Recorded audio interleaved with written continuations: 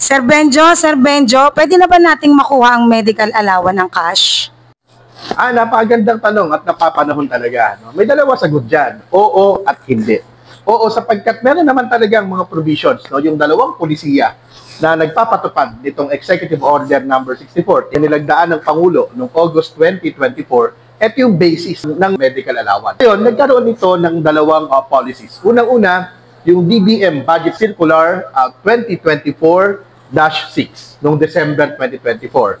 Pangalawa, yung DepEd Order number 16 Series of 2025. Doon muna tayo sa una. Ang binabagit kasi sa EO, dapat ito ay HMO type. Doon sa nilabas naman ng DBM, meron siyang mga categories na pwede mong makuha yung cash. Ano-ano yung mga categories na yun? Tatlo lamang.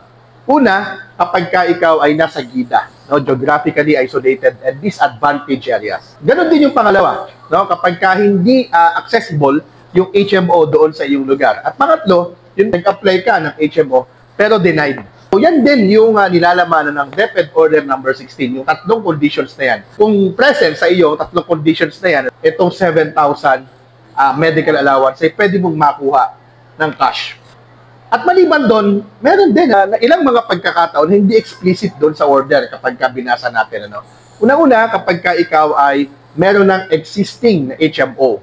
Pag may existing ka na HMO, papakita mo lang yung mga resibo, ipapakita mo lang yung contract or anything na mapuprove mo na meron kang existing na HMO. Ibibigay sa'yo yung 7,000 regardless of the amount ng HMO na kinuha mo. Kailangan lang naman natin talaga dito ay basahin yung mga policies na ito at mauunawaan na natin kung paano ito. No? So, ibig sabihin, totoo na pwedeng makuha yung cash na medical allowance, no?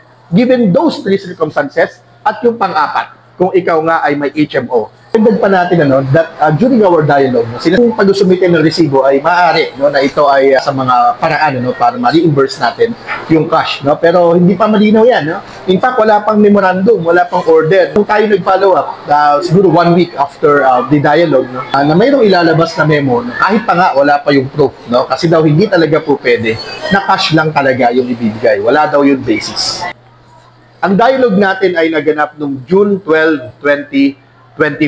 Ilang araw bago yun, noong June 9, 2025, nilabas ng DepEd, yung DepEd Order number 16. Doon po, nakasulat yun. Kailangan lang natin basahin. Again, sinasabi ko po na kailangan lang po natin basahin. Naka naman ng dating, kapag ka sinasabi natin pwede nang makuha yung cash na medical allowance, ay baka umaasa tayo na ibibigay sa atin ito ng cash. Hindi po. No? Only for those circumstances, yung apat na circumstansya na binabanggit ko, doon lamang natin siya pwedeng makuha. Ngayon, anong position dito ng TDC? Maliwanag po, ever since ang position ng TDC, no? Hindi tayo naniniwala na maayos, no? Na fair at just itong pagbibigay ng HMO type. Pagkat unang-una, sobrang late na nung nailabas ng DepEd yung policy niya. Imagine kalahati na ng taon, di ba? Kalahati na ng taon, June 9, 2025. June 16 mag-open yung klase. Anong commitment ng DepEd dito? Sabi ni Secretary Angara, dapat daw at least sa pasukan ay magamit na ito. Pero paano natin magagamit? Diba? Ang unang-una nating concern kung bakit tayo mayroong medical allowance ay ito ay nakasulat sa Section 22 ng ating Magna Carta for Public School Teachers. Na dapat yung ating medical examination ay annual, free, and compulsory. Pero ang ginagawa lang ng gobyerno dyan, annual at compulsory. Yung free ay hindi na. This is supposedly the very first time na yung gobyerno ay kaya niyang ibigay o ibibigay niya itong medical examination for free. In fact, hindi lang itong medical examination. Kasama dito yung treatment, kasama dito yung medication. Maliwanag na maliwanag po yan under Section 22 of our Magna Carta for Public School Teachers. No? So, hindi ito matutupad ngayon. Sapagkat yung mga teacher, noon pang February, March, April, May, up until June ay nag-undergo na tayo ng ating sariling mga medical examination. Tayo na rin ang nagbayad. Ngayon, maghihintay ba tayo ng HMO? Hanggang kailan matutupad itong HMO na to? Pag binasa natin yung DepEd Order number 16, napakahirap binigay sa mga division officers yung paghahanap nitong mga HMO. Pero hanggang ngayon, wala pa. Wala pa po akong nabalitaan na meron tayong isang division. Sana meron at nagkakamali tayo.